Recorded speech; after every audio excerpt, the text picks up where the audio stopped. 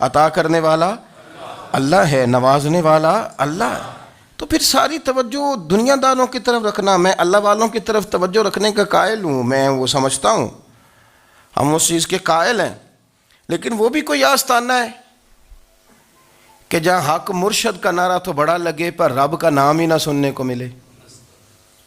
یہ بھی کوئی بات ہوئی کہ جہاں یہ تو نعرہ زور سے لگے کہ جیوے جیوے مرشد جیوے، لیکن استغفار کا درس ہی نہ ملے؟ ہر وقت یہ بتایا جائے کہ یہاں آ گئے تو بچ گئے، کیسے بچیں گے؟ میرے رسول پاک علیہ السلام کا دروازہ سب سے بڑا دروازہ ہے، حضور کا دروازہ سب سے بڑا دروازہ ہے، لیکن میرے دوستو یاد رکھنا، نبی پاک علیہ السلام نے بھی لوگوں کو جب رستہ دکھایا ہے تو رب کریم کا رستہ دکھایا ہے، اللہ کا رستہ دکھایا، اللہ کریم کا رستہ دکھایا، لوگوں کو رب کی طرف توجہ کرائی۔ میرے رسول کریم سید عالم صلی اللہ تعالیٰ علیہ وسلم نے لوگوں کی اللہ کی جانب توجہ کرائی اور لوگوں سے یہ کہا کہ وہ اپنے رب کریم کی جانب اپنا ذہن رکھیں، اپنی توجہ اپنے اللہ کی جانب مبذول کریں۔ میری بات کو اچھے طریقے سے سمجھیے گا، علم اللہ تبارک و تعالیٰ عطا کرتا ہے تو اسے اللہ کی عطا ہی سمجھنا چاہیے۔ کچھ لوگوں کے پاس علم ہوتا ہے پر علم نافع نہیں ہوتا، وہ ٹامک ٹونیاں مارتے رہتے ہیں ساری زندگی۔ علم کو اللہ کی عطا سمجھیں، اپنی عقل پر اپنے شعور پر زیادہ بھروسہ نہ سمجھیں، نظر اللہ پہ رکھیں۔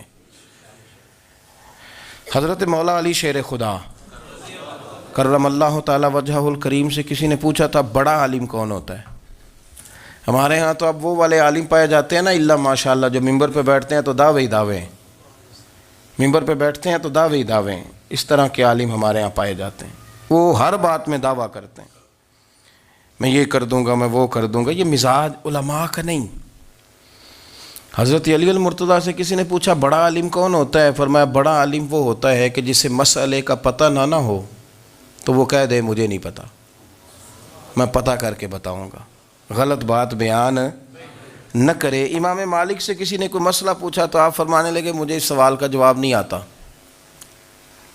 ہمارے بزرگ سمجھاتے کیا ہیں؟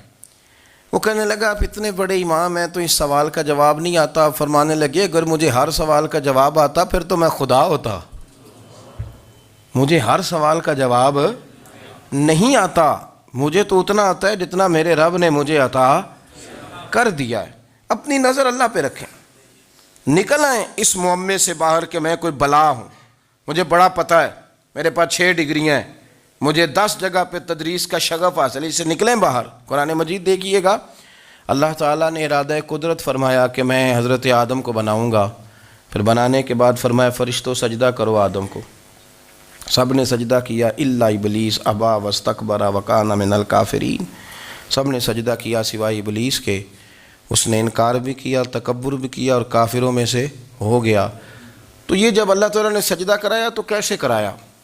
اللہ تبارک و تعالیٰ نے نا حضرت آدم کو علم سکھایا خود، وعلم آدم الاسماء کلہا، خود اللہ فرماتے ہیں کہ میں نے جناب آدم علیہ السلام کو تمام اشیاء کے نام سکھائے، سب اشیاء کے نام سکھائے۔ تو وہ چیزیں پھر میں نے نا، اللہ فرماتے ہیں میں نے فرشتوں پہ پیش کی، میں نے کہا کہ بتاؤ ان کے نام کیا ہے، تو فرشتوں نے جو جواب دیا ہے وہ سمجھنے والا ہے۔ اللہ نے چونکہ خود علم سکھایا تھا حضرت آدم کو، جناب آدم سکھایا تھا لیکن فرشتوں کو نہیں سکھایا تھا، تو اللہ کریم نے فرمایا فرشتوں اب یہ بتاؤ ان چیزوں کے نام کیا ہیں؟ تو فرشتے کیا کہتے ہیں؟ فرشتے عرض کرتے ہیں قالوا سبحانک لا علم لنا۔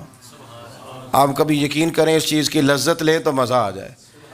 کہا قالوا سبحانک، کہنے لگے تو پاک ہے، قالوا سبحانک، کہنے لگے تو بھئی آدم علیہ السلام کو نام سکھا لیے، پھر فرشتوں کے سامنے وہ چیزیں پیش کر کے کہا ان چیزوں کے نام بتاؤ، تو فرشتے کیا کہتے ہیں؟ کہتے ہیں قالوا سبحانک، تو پاک ہے، لا علم لنا، ہمارے پاس کوئی علم نہیں، الا ما علمتنا، ہمیں تو اتنا پتہ ہے جتنا تو نے ہمیں سکھا دیا ہے، ہمیں تو اتنا پتہ ہے جتنا تو نے ہمیں، لا علم لنا، ہمارے پاس کوئی علم نہیں ہے، اتنا ہی پتہ ہے جتنا تو نے ہمیں سکھا دیا ہے، اس سے زیادہ ہمارے پاس علم۔ اور یہ کیوں تو نے ہمیں جتنا سکھایا اتنا پتہ ہے؟ فرشتے یہ نہیں کہتے یا اللہ تو زیادہ سکھا، آدم کو دیا تو ہمیں بھی دے، یہ نہیں فرمایا، فرمایا انک انت العلیم الحکیم، اے اللہ تو علم والا بھی ہے اور حکمت والا بھی ہے، تجھے پتہ ہے کس کو کتنا دینا ہے، جتنا تو نے مناسب سمجھا جناب آدم کو دیا، اور جتنا تو نے بہتر سمجھا وہ تو نے ہمیں عطا فرمایا۔ تو اگر آپ کے پاس علم ہے، کہیں نالج ہے، تو اس کو اللہ کی عطا سمجھیں۔ ہمارے ہاں بہت سارے لوگ بن کے بیٹھ جاتے ہیں، میں اکثر کہتا ہوں کہ پھر وہ دعوے کرتے ہیں میرے علاقے والے جاہل ہیں، میرے شہر والے جاہل ہیں، میرے خاندان والے پڑھے نہیں۔ یہ آپ کا دعویٰ ہے، یہ آپ کو خراب کر دے گا۔ ہم نے بہت سارے ایسے لوگ دیکھے جو بہت بڑے عالم تھے، لیکن اللہ جب لینے پہ آیا تو عقل ہی لے گیا، شعور ہی چلا گیا، حافظے ختم ہو گئے۔ آپ دیکھتے ہیں بڑھاپے میں کچھ لوگ ایسے ہوتے ہیں کہ جن کو یہ بھی یاد نہیں رہتا کہ میرا نام کیا ہے، میں کہاں ہوں، مجھے کدھر جانا ہے۔ تو اس وقت سے اللہ کی پناہ مانگیں اور اپنی نظر اپنے رب کریم کی جانب رکھیں، اللہ کی جانب اپنی نظر کو مبذول رکھیں۔ دوسری بات، علم کے بعد ایک چیز آتی ہے جس کا نام ہے ہدایت، جس کا نام ہے تقوی، جس کا نام ہے پرہیزگاری، جس کا نام ہے عمل، عبادت، ریاضت۔ یہ بھی اسی وقت ہی نصیب ہوتی ہے جب میرا رب کریم نصیب فرما دیتا ہے۔ ہم نے نا نیکی کا اپنا اپنا سٹیٹس بنا لیا ہے، اپنا اپنا معیار بنا لیا ہے۔ کچھ لوگ کہتے ہیں کہ جناب مسجد میں سیمٹ کا توڑا دینے سے بہتر ہے کسی غریب کو آٹے کا تھیلا دے دو۔ اب اس نے اپنا مزاج بنا لیا نا نیکی کا، اس نے اپنا سٹیٹس بنا لیا ہے۔ میرا یہ سوال ہے کہ نبی پاک صلی اللہ تعالیٰ علیہ وسلم جب مدینہ شریف آئے تھے تو حضور نے سب سے پہلے غریبوں میں آٹا تقسیم کیا تھا کہ سب سے پہلے مسجد بنائی تھی؟ کیا عجیب لوگوں کا رنگ ہے، اپنی مرضی کی ہدایت، اپنی مرضی کا تقوی، اپنی مرضی کا معیار۔ مسجد کوئی بڑا چھوٹا خطیب بھی میری طرح کا ہو نا، تو وہ مسجد میں بیٹھ کے جب نبی پاک کی بات کرتا ہے تو کہتا ہے میرے رسول پاک غریبوں کا سہارا بن کے آئے۔ وہ غریبوں کی بات کرتا ہے، مسکینوں کی، لاچاروں کی، کمزوروں کی بات۔ تو مسجد ہی تو وہ ادارہ ہے جہاں سے غریبوں کی بات ہو رہی۔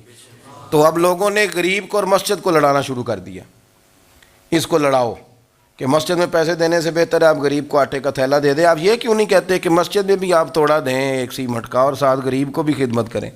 یہ کیوں نہیں تقویٰ؟ اپنی اپنی مرضی کا مزاج، اپنی اپنی۔ کچھ لوگ کہتے ہیں چھوڑو جی، ساری زندگی انسان نماز پڑھتا رہے اور پھر گالیاں بھی دیتا رہے، بندہ داڑھی بھی رکھ لے اور جھوٹ بولنا بھی نہ چھوڑے۔ تو یہ آپ نے اپنے پاس سے تقوی کا معیار بنایا ہے۔ گالی دینے کا گناہ ہے اور داڑھی رکھنے کا ثواب ہے۔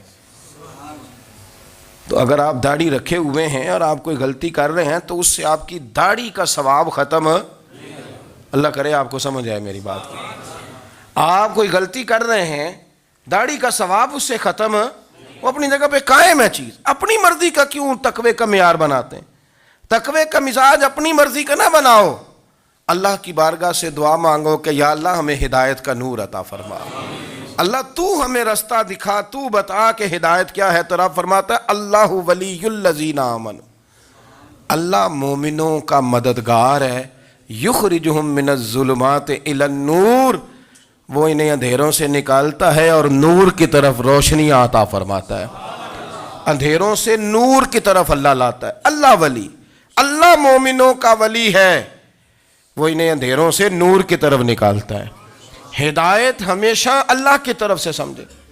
جب وہ نماز کی توفیق دیتا ہے تو اپنے فضل سے دیتا ہے، جب وہ ذکر کی توفیق دیتا ہے تو اپنے فضل سے۔ ہم سمجھتے ہو جی فلانا نہیں پڑھ رہا بڑا بیوقوف ہے، فلانا نہیں پڑھ رہا، تو تم کیا اپنی عقل کے زور پہ پڑھ رہا ہے؟ میں جی اللہ کے فضل سے 2 سپارے پڑھتا ہوں، تو کس پہ احسان کرتے تو 2 سپارے پڑھ کے رویا کر، کہ اگر مالک تو بڑا قریب نہیں؟ بڑے لوگ ہیں جن کو پورا قرآن حفظ ہے پر انہیں پڑھنے کی توفیق نہیں، تو انہیں فضل کیا اور مجھے توفیق دے دی ہے پڑھنے کی۔ رویا کر، پڑھ کے رویا کر، راتی ساری کر کر زاری، وہ نیند اکھاں تھی توندے تے فجرے اوہی گناہگار کہاون سب تو نیوے ہوندے۔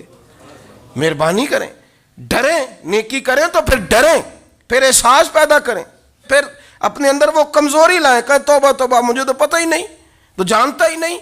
حضرت سیدنا امام اعظم ابو حنیفہ رحمۃ اللہ تعالیٰ علیہ کے ساتھ ایک شخص کہتا میں نے نماز پڑھی، تو عشاء کی نماز تھی. یہ جو لوگ بڑے ہوتے ہیں نا، جن کے پیار کرنے والے بڑے ہوتے ہیں، ان کے گرد خوف بھی بڑا ہی ہوتا ہے، انہیں بڑا ڈر لگتا ہے، بڑی بعض اوقات آزمائش ہوتی ہے ان کی. عشاء کی نماز کہتے پڑھی تو امام صاحب نے نا عشاء کی نماز میں تلاوت کی آیتیں فَمَن يَعْمَلْ مِثْقَالَ ذَرَّةٍ خَيْرًا يَرَهُ وَمَن يَعْمَلْ مِثْقَالَ ذَرَّةٍ شَرًّا يَرَهُ. فرمایا جو ذرہ برابر خیر کرے گا وہ بھی قیامت میں دیکھے گا، اور جو ذرہ برابر شر کرے گا وہ بھی قیامت میں اس شر کو دیکھے گا، اس کے سامنے آئے گا. تو وہ شخص کہتا ہے کہ سارے لوگ نماز پڑھ کے چلے گئے تو امام صاحب رحمۃ اللہ علیہ نے اپنی داڑھی پکڑی رو رہے ہیں. کہتے ہیں وہ ذرہ برابر نیکی کا بدلہ دینے والے، وہ ذرہ برابر شر پہ سزا دینے والے میری سفید داڑھی کو دیکھ.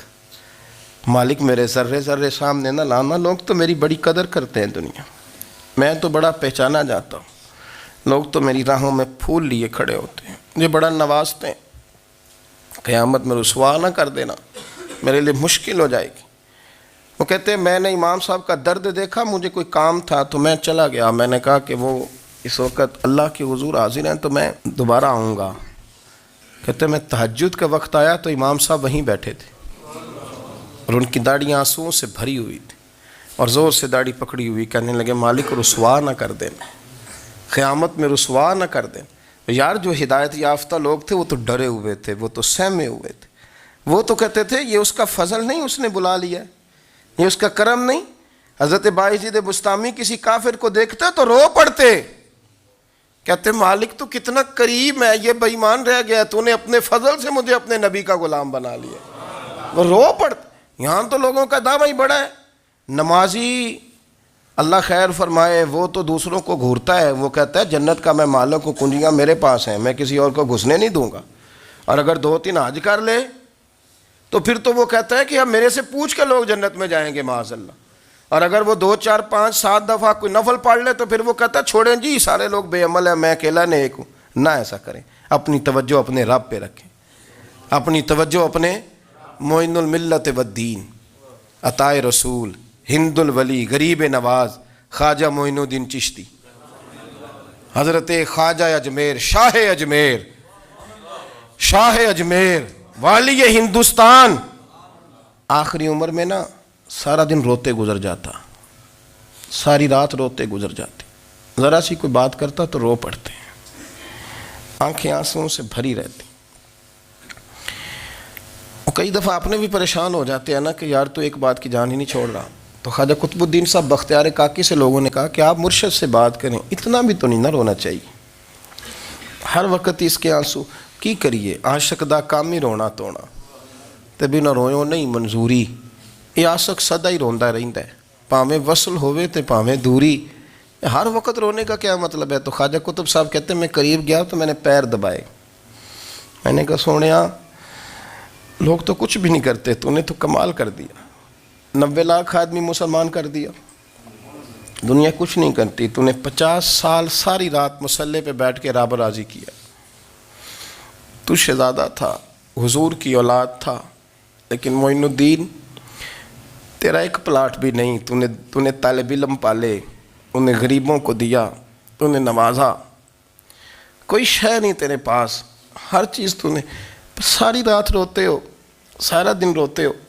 تو خواجہ قطب الدین صاحب کہتے ہیں میں نے جب عرض کیا تو خواجہ صاحب مجھے گلے لگا لیا، چیخ مار کے روئے، کہنے لگے قطب الدین پتر داڑھی سفید ہو گئی، جانے کا وقت آ گیا، جو تو نے نیکیاں گنوائی ہیں وہ ہیں صحیح میرے پاس، پر یار کی بارگاہ میں پیش کرنے کے قابل ایک بھی نہیں، ایک بھی نہیں. تو بارگاہ تو دیکھ کتنی بڑی ہے، رسول کریم کی بارگاہ میں پیش کرنے کے قابل ان میں سے ایک بھی نہیں. تو آستانہ دیکھ کتنا بڑا ہے، کیا پیش کروں گا، کیا عرض کروں گا حضور کی بارگاہ میں، کس طرح.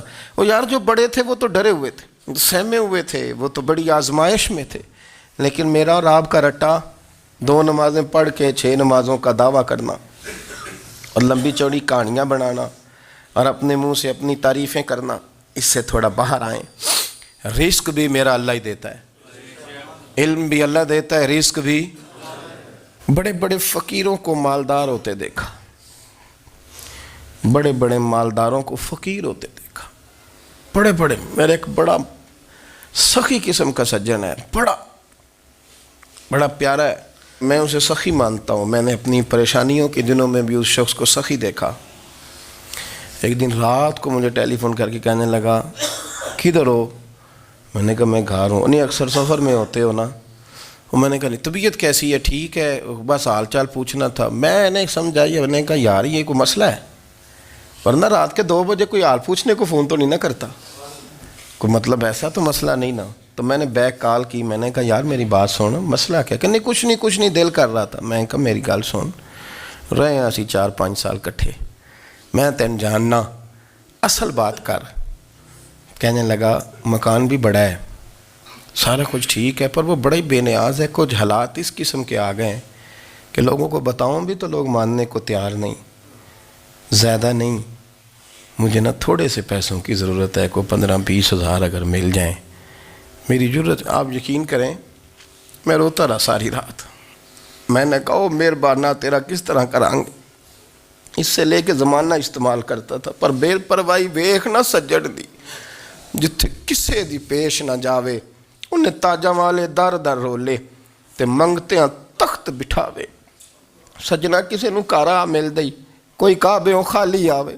واللہ خیر الرازقین، وقت تو دائیں بائیں نہ جا، رزق تو تجھے میں دوں گا، میں ہوں بہتر رزق دینے والا. بڑے بڑے بادشاہ، بڑے بڑے شہنشاہ، بڑے بڑے لوگ، ہاتھوں میں کاسے، فقیریاں. ام ربیہ کہا کرتی تھیں، بڑی نیک اور صالح خاتون تھیں. وہ کہتی ہیں کہ میں نا بڑے امیر آدمی کی بیوی تھی، اپنے شوہر کے ساتھ چھت پہ بیٹھی تھی تو نیچے فقیر مانگنے والا آیا. اس نے بڑے درد سے صدا کی تو میں نے اپنے شوہر سے کہا کچھ دے دیں. کہا دفع کر، ان لوگوں نے دھندا بنایا ہوا ہے.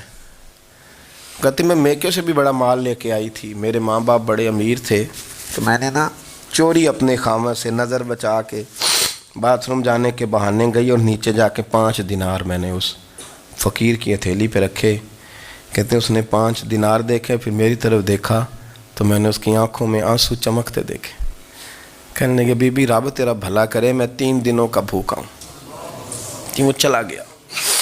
میں گھر آ گئی، جب باہر آئی تو میرا شوہر کہنے لگا تو اتنی اب اتنی تو تیز ہو گئی ہے اور تو اتنی خود مختار ہو گیا، میرے بغیر پوچھے مال خرچ کرے گی، جا تجھے 3 طلاقیں.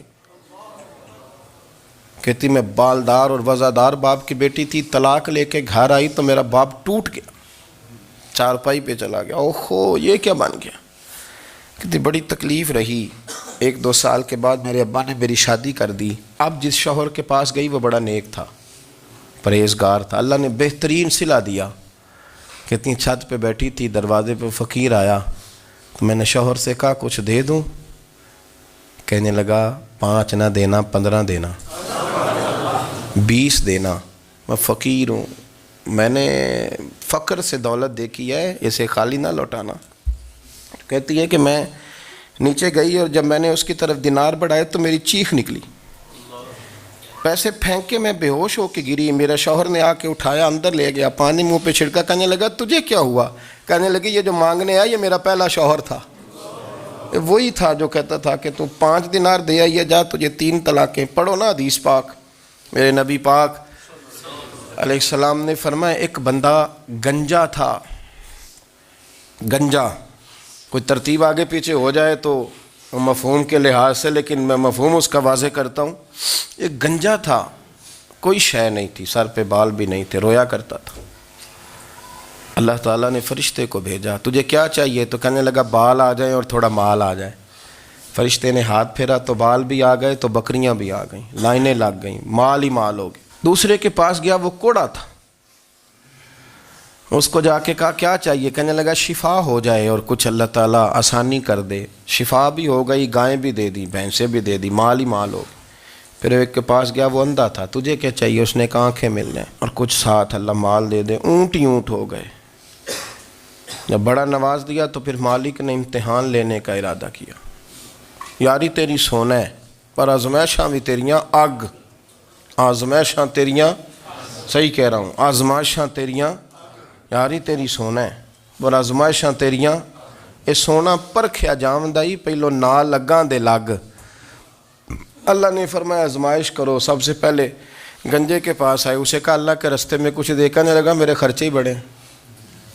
دیکھو تو صحیح کتنی مشکل میں وقت گزارتا ہوں، حال ہی کوئی نہیں. تو اس نے کہا میں نے تو سنا ہے تو گنجا اور بھوکا ننگا تھا. کہنے لگا میں تو جدی پشتی رئیس اعظم ہوں، تجھے کس پاگل نے کہا ہے بھاگ جا. اس نے کہا اچھا جیسے تو تھا ویسے ہی ہو جائے. کھیت کھلیان اجڑ گئے، پھر سے گنجا ہو گیا. حضور علیہ السلام فرمانے لگے، پھر وہ اس کے پاس گیا جو کوڑا تھا، اسے کہا کچھ دے. کہنے لگا خرچے ہی بڑے. اب پوچھ لیں کسی امیر آدمی سے، کہے گا چکی کے نیچے ہاتھ ہے میرا، میرے سے زیادہ تو اب پریشان بندہ ہی کوئی نہیں. کیا بتاؤں آپ کو، اتنا ٹیکس ہے، اتنا جرمانہ ہے، فلانی شے، بڑا کچھ گنواتے ہیں لوگ. اس نے کہا میں نے تو سنا تو پہلے کوڑا تھا. اس نے کہا جا دوڑ جا، میں تو رئیس اعظم ہوں، دادا بھی پردادا بھی اور ساری نسل ہی. اس نے کہا اچھا جیسے تو تھا ویسے ہی ہو جائے. پھر وہ گیا اندھے کے پاس اور جا کے کہا اللہ کے نام پہ کچھ دے. تو کہنے لگا رب کے نام پہ؟ یہ کھڑے ہیں اونٹ جتنے تیرے دل کرے لے دا. اس نے کہا کیا معنی اس بات کا؟ کہنے لگا یار تجھے کیا بتاؤں، میں تو اندھا تھا، میں نے تو کبھی دنیا دیکھی نہیں تھی. پھر اس کریم نے فضل کیا تو مجھے بڑا کچھ دکھایا. میں کیا بتاؤں، میرا دل کر رہا ہے کہہ دوں کہ پھر اس نے کعبہ دکھایا، پھر اس نے روضہ رسول دکھایا، پھر اس نے ریاض الجنہ کے سجدے دکھائے، پھر اس نے اپنے محبوب کے دروازے کی رونقیں دکھائیں. اس نے بڑا کچھ دیا، اس نے بڑا نوازا. میرے پاس تو شاید میں بدکار پرانا خادم، کسے در ملی نہ ٹوئی. واصف یار نے نظر جو کی تھی پھر واصف ہی ہوئی. یہ تو اس کا کرم ہوا. تو یہ وہ کہنے لگا تو اللہ کے نام پہ جان مانگ، میں وہ بھی دینے کو تیار. میرے پاس تو شے ہی کوئی نہیں تھی، مجھے تو اپنا پتہ ہے، میں تو کوئی شے نہیں تھا، کچھ نہیں تھا میرے پاس. یہ تو ان کا کرم ہے کہ رخ ان کا ادھر ہے، اور مختصر سی میری کہانی ہے، یہ جو بھی ہے ان کی مہربانی ہے. تو وہ کہنے لگا میں بھی کچھ لینے نہیں آیا تھا، تیری آزمائش ہی کرنے آیا تھا. تیری عزتیں بھی سلامت رہیں گی، تیرا مال بھی سلامت رہے گا، تیری شفا بھی. اپنی زندگی میں کبھی بھی اللہ کی بارگاہ سے توجہ ادھر ادھر نہ کریں. چھوڑیں لوگ کیا کر رہے ہیں، دنیا کیا کہہ رہی. کبھی بھی اپنی توجہ دائیں. ہمارا یہ مسئلہ بن گیا کہ ہماری سیاست ہے، ہماری دنیا داری ہے، ہم بندوں کو راضی کرنا چاہتے ہیں. ہم دیکھتے ہیں کون کس طرح، اور آپ یقین کریں آپ تھک جائیں گے، بندے راضی نہیں ہوں گے، وہ نہیں راضی ہوتے. آپ ان کو منا کے لائیں گے تو ادھر والے نکل جائیں گے، ادھر کو منائیں گے تو ادھر والے نکل جائیں گے.